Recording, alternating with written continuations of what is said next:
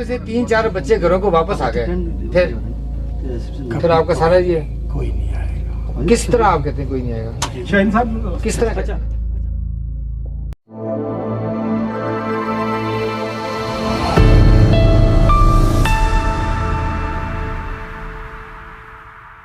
सितंबर 1998 की वो रात जिसने जावेद इकबाल की दुनिया ही बदल दी।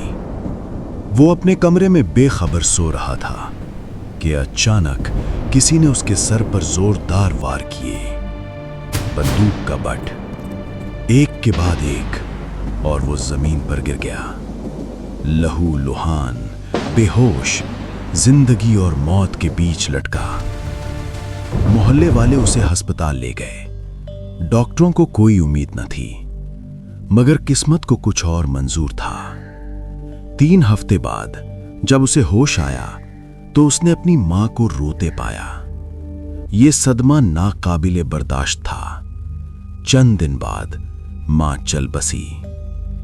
इसी लम्हे जावेद के अंदर एक दरिंदा जाग गया। उसने फैसला किया वो अपनी मां का बदला लेगा और 100 मासूम बच्चों के खून से इंतकाम के निशानात छोड़ेगा।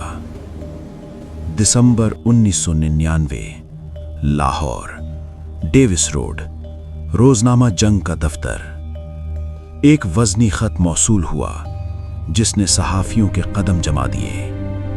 खत में लिखा था, मैं 100 से जायद बच्चों को कत्ल कर चुका हूं।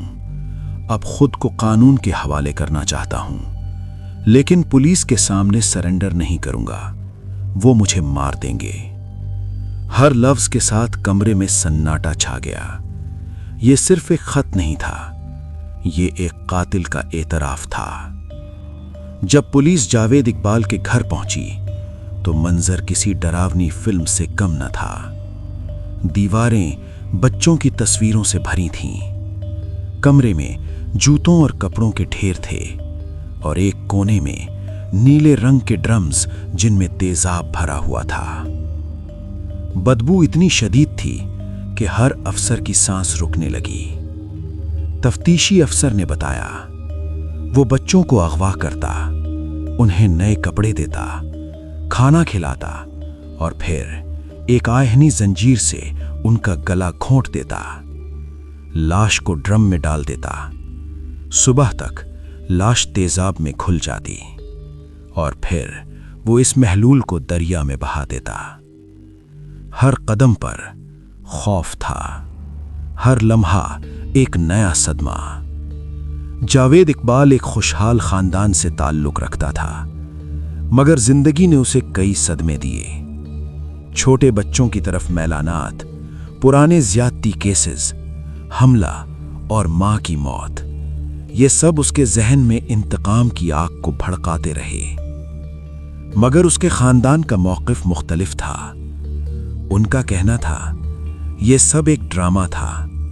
जायदाद के झगड़े और रकम ना मिलने पर उसने पुराने कपड़े और जूते जमा किए और एक फर्जी कहानी बना दी। आखिरकार अदालत ने फैसला सुनाया, 100 बच्चों के कातिल को सजाए मौत।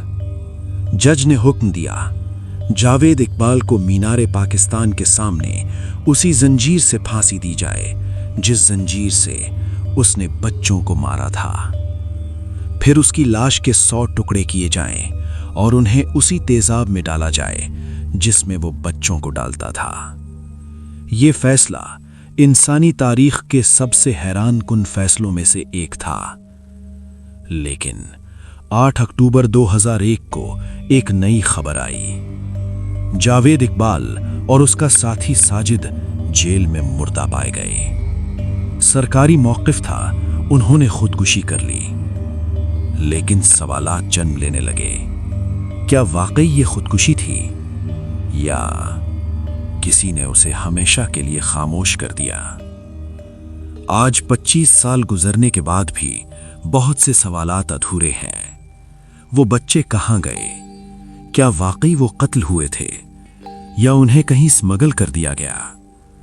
जावेद इकबाल की कहानी आज भी पाकिस्तान की तारीख का सबसे स्याह बाब समझी जाती है। یہ ہمیں یاد دلاتی ہے کہ نظام کی غفلت کس طرح ایک آدم خور کو جنم دے سکتی ہے۔ جاوید اقبال کو ختم ہو گیا، لیکن سوال یہ ہے، کیا اس کی کہانی بھی ختم ہو گئی؟ آج بھی ہمارے معاشرے میں ایسے واقعات سامنے آتے ہیں۔ قصور چائلڈ ابیوز کیسز جیسے کیسز یہ ثابت کرتے ہیں کہ خطرہ ابھی بھی زندہ ہے۔ تو کیا یہ صرف اتفاق ہے یا ایک خاص پیٹرن پر چلنے والا کوئی بڑا نیٹ ورک؟ کیا واقعی یہ سب ختم ہو گیا یا ہمارے ارد گرد ایسی کہانیاں ابھی بھی خاموشی سے جنم لے رہی ہیں؟ اگر آپ سچ جاننا چاہتے ہیں تو پاکستان اسٹوڈیو HD کو سبسکرائب کریں، کیونکہ یہاں کہانیاں نہیں، حقیقت بیان کی جاتی ہے۔